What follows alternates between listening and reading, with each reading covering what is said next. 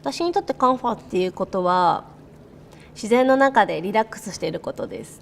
山の中で寝てるだとか、川のそばで話してるだとか、水の中に漂っているのも好きですね。And relaxing in the home and walk with my dog. Sometimes. Yes, that's why.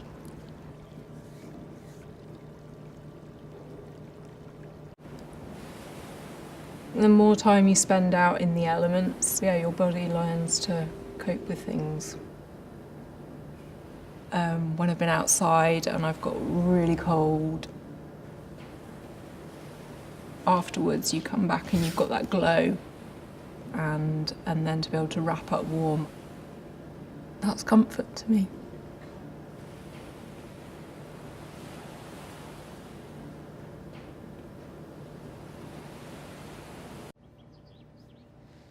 I think unconsciously I was always that person, but I didn't know until I started exploring more. You know, freedom to move and, you know, express yourself. It's part of my lifestyle. So I guess that comes from a place where, you know, it makes you feel comfortable.